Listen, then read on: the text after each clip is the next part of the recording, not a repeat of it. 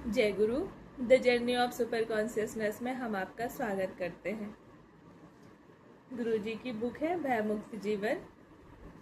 इस बुक से आज मैंने टॉपिक लिया है, पेज नंबर 12 है, निर्भय आत्मा के लिए विचार। पेज नंबर 12, टॉपिक है निर्भय आत्मा के लिए विचार। निर्भय, निडरता। किस तरह से हम भयमुक्त जीवन जिए, किस तरह से हमारी विचारधारा हो, किस तरह से हम अपने भीतर विचार को संजो कर रखें कि हम धीरे धीरे भयमुक्त जीवन जीने को सीख जाए। तो गुरु जी के ही शब्दों में सुनते हैं। जब आप जीवन की कठिनाइयों एवं परीक्षाओं से गुजर रहे होते हैं तो प्रायः आप विद्रोही हो जाते हैं। गुरु जी का कहना है कि जब हम जीवन की परीक्षाओं और कठिनाइयों से गुजर रहे होते हैं तो हम विद्रोही हो जाते हैं।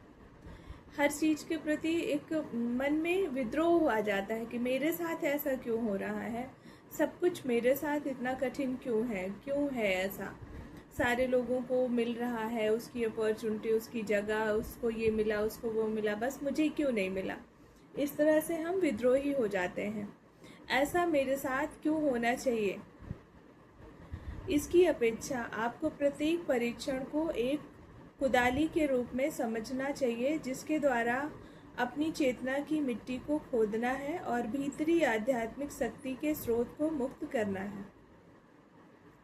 गुरु जी कह रहे हैं कि ऐसा मेरे साथ क्यों हुआ, ऐसा मेरे साथ क्यों होना चाहिए। इस तरह की बातों को छोड़कर इसकी अपेक्षा बल्कि हमें इस तरह परीक्षण करना चाहिए कि एक कुदाली के जैसा इस कठिन परीक्षा और कठिन घड़ी को कुदाली के रूप में लेना चाहिए और अपने भीतर अपनी चेतना की मिट्टी को खोदना चाहिए और भीतरी आध्यात्मिक स्रोत को मुक्त करना है।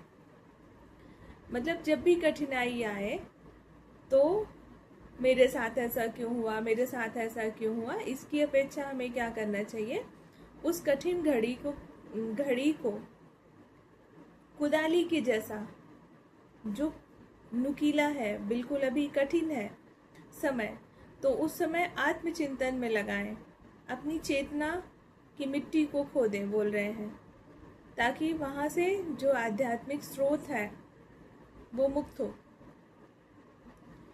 क्योंकि जो भी अंदर गलत धारणाएं, गलत बिलीफ सिस्टम, गलत संस्कार, इन्हीं सब की वजह से कठिन परीक्षाएं आई हैं। तो अल्टीमेट कहते हैं शास्त्र कि हम ऐसे जीवन में हैं जहाँ पर जो भी पड़ाव है उसको पार करके ही जा सकते हैं, नहीं तो जन्मों जन्मांतर तक जिस मोमेंट में आप फंसे रहोगे।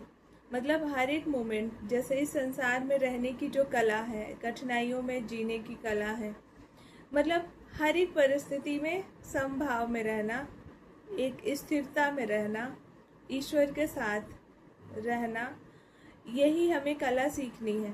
तो जब तक आप इस जीवन से ये कला सीख नहीं जाते तब तक इस जीवन से आप कभी मुक्त नहीं होंगे।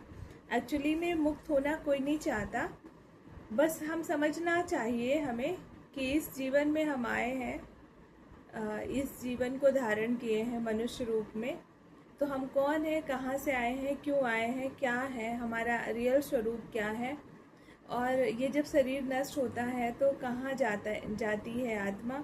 इस तरह की जो चर्चाएं हैं हर किसी के मन में आनी चाहिए कि एक्चुअली में हमारा मूल स्वरूप क्या है। तो जब तक हमारी चेतना में ये बात नहीं आती, जब तक हम पूर्ण रूप से मुक्त नहीं होते, तब तक हमें कंटिन्यू यहाँ आते रहना पड़ेगा।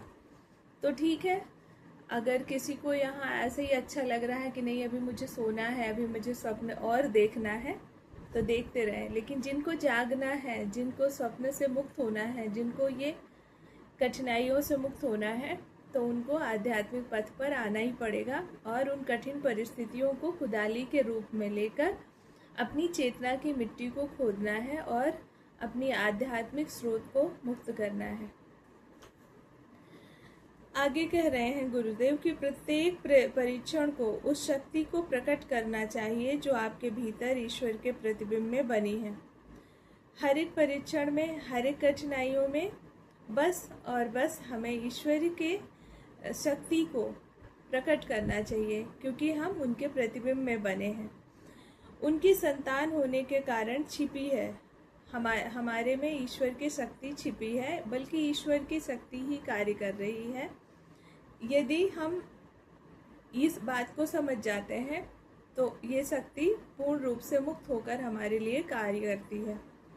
हमारे परीक्षण हमें नष्ट करने के लिए नहीं है, केवल वे ही जो कायर हैं और जो अपने भीतर ईश्वर की सर्व परिपूर्ण छवि को स्वीकार नहीं करते हैं, विद्रोही हो जाते हैं। गुरुदेव कह रहे हैं कि जो परीक्षण की घड़ी आती है, जब कठिनाई का जो समय आता है, वो हमें नष्ट करने के लिए नहीं आता, बल्कि वो हमें कुछ सिखाने आती है और सर्वशक्तिमान और शक्तिशाली बनाने आती है।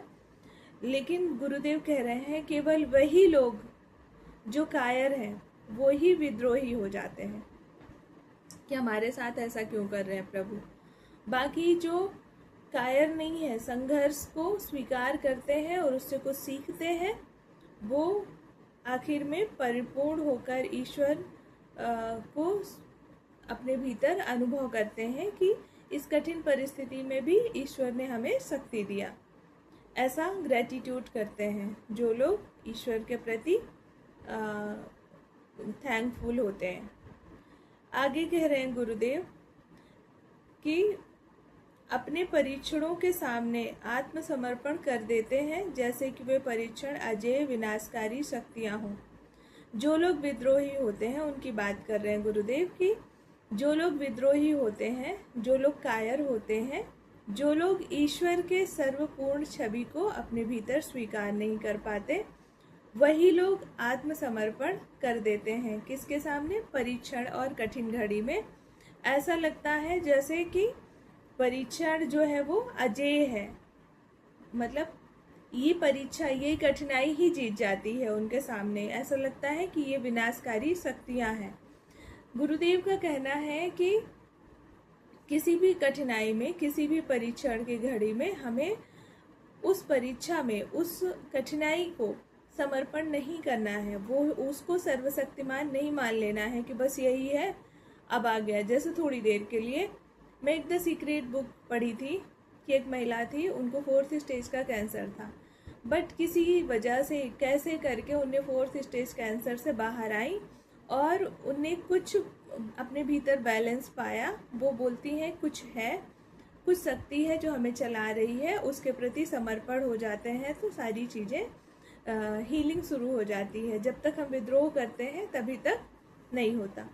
तो गुरुदेव का कहना ये है कि कितनी भी कठिन घड़ी हो, लेकिन हमें उसके आगे समर्पण नहीं करना है, बल्कि हम ईश्वर के छवि में बने हैं, ईश्वर का प्रतिबिंब है, तो ईश्वर की शक्ति को अपने भीतर महसूस करना है और उसको प्रकट करना है। आगे कहते हैं गुरुदेव कि आप ईश्वर की संतान हैं, आपको भय किस बात का है? ईश्वर की संतान है हम, तो भय किस बात का है? किसी भी स्थिति में भय को अपने मन व इच्छा शक्ति पर नियंत्रण मत करने दें। मतलब परिस्थितियाँ कुछ भी हो, जो भी हम अच्छा करना चाह रहे हैं, जो भी हम ठीक करना चाह रहे हैं कि इस परिस्थिति को हम इस तरीके से ठीक करेंगे, इस मोमेंट को हम ऐसे ठीक करेंगे, हर चीज़ अपने नियंत्रण में लेना चाह रहे हैं हम, अपने मन व इच्छा शक्ति पर नियंत्रण मत करने दें। कह रहे हैं गुरुदेव कि किसी भी स्थिति में भय को अपनी इच्छा शक्ति पर नियंत्रण मत करने दें। भय आपको नियंत्रित ना कर पाए। मतलब कुछ भी चीज़ हो रहा है इस संसार में, कितना ही भय है उसमें कि इनसिक्योरिटी है कि ये ऐसा हो जाएगा, वैसा हो जाएगा, लेकिन जब आप ये सोचते हैं कि ईश्वर मेरे साथ है, मैं ईश्वर का संतान हूँ, तो फिर किस बात का भय है? आगे कहते हैं गुरुदेव कि जब कभी भय लगे तो उसका सामना कीजिए, इसके बाहरी कारण को हटाने का प्रयास करिए, अपने मन को सुदृढ़ बनाइए जिससे कि भय से उबर सकें। कोई भी कारण हो सकता है भय का, डे टू डे, सुबह से लेके शाम तक, बहुत ज़्यादा प्रैक्टिकल है, ये आता ही है, सबको भय आता है। तो गुरुदेव कह रहे हैं कि पहली बात तो इस भय को अपने ऊपर हावी नहीं होने दें, है ना। अपने मन और इच्छा शक्ति को इसके नियंत्रण में नहीं होने दें। सजग रहें, स्थिर रहें, सरल रहें और ईश्वर को सर्वव्यापी रूप से महसूस करो, ईश्वर की उपस्थिति को महसूस करते रहें। तो यहाँ से पॉजिटिविटी आती है। गुरुदेव कह रहे हैं कि जब कभी भी भय लगे तो उसका सामना कीजिए, मतलब तटस्थ होकर देखना है, साक्षी भाव होकर देखना है, सामना करना है, फेस करना है, भागना नहीं है कि हम माइंड डाइवर्ट कर लेंगे, ये कर लेंगे, बल्कि उसको साक्षी भाव होकर देखना है। इसके बाहरी कारण को हटाने का प्रयास करें, जिस कारण से भी आ रहा हो। ऐसे तो यूं ही तो नहीं आता, अंदर से कोई ना कोई बाहरी कारण होते हैं भय का, तो उसको हटाने का प्रयास करें। उसको हटाने का प्रयास आप कैसे करेंगे? जब आप अपने आप को ईश्वर में लगा लेते हैं, अपने चिंतन को इस चिंतन में लगा लेते हैं, तो वो धीरे धीरे हट जाता है। अपने मन को सुदृढ़ बनाइए जिससे कि भय से उबर सकें। अपने मन को स्थिरता में लाएं, प्रेजेंट मोमेंट में लाएं, कुछ ध्यान की टेक्निक करें, ईश्वर का नाम पुकारें और देखें कि अभी जो मैं जीवित हूँ, अभी ये जो जीवन मिला है, अभी जो भी ये जीवन है हमारे सामने, इसमें मैंने क्या योगदान किया है। ऐसा तो नहीं है मैंने कुछ करा है, बल्कि ये अपने आप हो रहा है। जिस तरह हम दाल चावल अपने मुंह में डालते हैं और वो हमारी बॉडी के रूप में है, ये सब खाने पीने का ही तो शरीर है। तो ऐसा सोचें कि हम कुछ नहीं कर रहे हैं, जो ईश्वर है वो कर रहे हैं, तो ये भी चीज़ हो जाएगा। समर्पण करें, फिर आगे करें। ध्यान तथा ईश्वर समागम द्वारा आत्मा की अनंत शक्ति का सतत रूप से सर्ववर्धन कीजिए। वही बात जो मैंने अभी कहा कि हमेशा हमेशा के लिए इस चिंतन में अपने मन को लगाएं तथा समस्त कठिनाइयों में इस शक्ति को उपयोग में लाइए। मतलब ध्यान और ईश्वर समागम, ईश्वर से जो हम समस्वर होते हैं, उनसे मेल मिलाप, जो उनकी उपस्थिति को महसूस करते हैं, उनके प्रेजेंस को महसूस करते हैं, उनकी शक्ति को सतत रूप से संवर्धन कीजिए। मतलब अपने में देखिए, महसूस करिए किसी भी रूप में कि जैसे हम ब्रीथ ले रहे हैं तो ये जो पवन देव बोलते हैं अपन, ये जो हवा है ये ईश्वर का स्वरूप है और ये मेरे भीतर जा रही है। मैं पानी पी रही हूँ तो ये ईश्वर के रूप में, मैं ईश्वर का है, ये ईश्वर का ही अंश है। जल, हम इनको गंगा मैया बोलते हैं, माता के रूप में नदियों को और पानी को पूजते हैं। तो हम पानी ले रहे हैं, फिर धरती माँ को हम पूजते हैं, आकाश को भी पूजते हैं, अग्नि को भी पूजते हैं। तो ये जो पंच तत्व का जो ये शरीर है, 5 एलिमेंट्स, तो जब भी हम किसी भी रूप में इसको ले रहे हैं तो इसके प्रति अवेयर हो जाएं, होश में, और ग्रेटिट्यूड प्रैक्टिस करते रहें। इस तरह की तमाम प्रैक्टिस करने से हमारे जो भक्ति है, श्रद्धा है ईश्वर के प्रति, वो बढ़ती है और मन शांत होता है, भय मुक्त होता है। आपकी परेशानी से बाहर निकलने का कोई ना कोई मार्ग सदैव होता है। तो जब हम स्थिर होते हैं, शांत होते हैं, तो फिर कुछ ना कुछ हमें मार्ग आ जाता है, मिल जाता है कि इस कठिनाई से कैसे निकलना है। इसको बोलते हैं इनर इंट्यूशन। जब हम ध्यान में और इस चिंतन में जाते हैं तो कुछ ना कुछ अच्छा मार्ग हमें मिल ही जाता है अपने आप। यदि आप इसके विषय में केवल चिंता करने की अपेक्षा स्पष्ट रूप से सोचने का समय निकालें कि अपनी चिंता के कारण से किस प्रकार छुटकारा पाया जाए, तो आप एक सिद्ध पुरुष बन जाएंगे। जो भी बात है, जिस बात की भी चिंता हो रही है, आप इस चिंता से बाहर निकलने के लिए कुछ ना कुछ उपाय ढूंढ लें और इससे बाहर निकल जाएं। तो जैसे मैं, जब कोई भी चिंता होती है तो मैं दृष्टा भाव, साक्षी भाव या गुरुजी का नाम जप करना, ये टेक्निक मेरे लिए है। तो ऐसे आपके लिए भी कोई भी टेक्निक हो सकती है। इन टेक्निक का यूज करके बाहर आ जाएं। जीवन की चक्की में पिसने की अपेक्षा आपको जीवन के चक्र को क्यों नहीं घुमा देना चाहिए। गुरुदेव कह रहे हैं कि जीवन की चक्की में पिसने से अच्छा है कि आप जीवन के चक्र को ही घुमा दें। तो सदैव प्रतिज्ञापन करें कि मुझे कुछ भी आहत नहीं कर सकता मुझे कुछ भी बेचैन नहीं कर सकता। अनुभव करें कि आप सर्वोत्तम व्यक्ति, जितने उत्तम, सबसे शक्तिशाली व्यक्ति, जितने शक्तिशाली व्यक्ति हैं, आपको अपने आप में और अधिक विश्वास अवश्य रखना चाहिए। कहने का मतलब ये है कि किसी भी तरह से पॉजिटिविटी, एक अच्छे पॉजिटिव थॉट्स का जो मैनिफेस्टेशन करना चाहिए, बार बार हमें रिपीट करना चाहिए, कुछ भी सिंपल शब्दों में, कि मुझे जब सेल्फ अवेयरनेस होती है, पहले हम देखते हैं कि हम शरीर नहीं है, मन भी नहीं है, तो फिर क्या है, चेतना है, चेतना को कुछ भी हिला नहीं सकता। तो ऐसे बार बार हम इस चिंतन करें और सद्गुरुओं की जो बाणी है वो सुने, शास्त्र की बातें ध्यान से चिंतन करें, मनन करें। तो इस तरह से हमें एक अंदर से, भीतर से निर्भयता आती है, क्योंकि धीरे धीरे एक इनर इंट्यूशन आता है कि मैं मुक्त हूँ और ईश्वर मेरे भीतर है। इस शरीर के माध्यम से ईश्वर ही अपने आप को प्रेजेंट कर रहे हैं। एक शक्ति है जो अपने आप को इस के माध्यम से प्रेजेंट कर रही है। एक एग्जाम्पल के माध्यम से समझाऊं कि जैसे बल्ब है, बल्ब मुझे दिखाई दे रहा है, रोशनी भी दिखाई दे रही है, रोशनी डायरेक्ट बल्ब से आ रही है, अपन बल्ब की बात कर रहे हैं, लेकिन इसमें जो इलेक्ट्रिसिटी है, इसको अगर निरंतर ये इलेक्ट्रिसिटी बनी रहती है, जैसे अभी इलेक्ट्रिसिटी चली गई तो हमें फील होता है कि अभी इलेक्ट्रिसिटी चली गई है, बिजली अभी चली गई है, अभी बल्ब भी है, मैं भी हूँ, लेकिन इलेक्ट्रिसिटी नहीं है, तो अंधेरा हो गया। बल्ब अपनी स्थिति में जैसा रहना चाहिए वैसा ही है, लेकिन बल्ब को अभी हम देख भी नहीं सकते कि बल्ब है या नहीं है।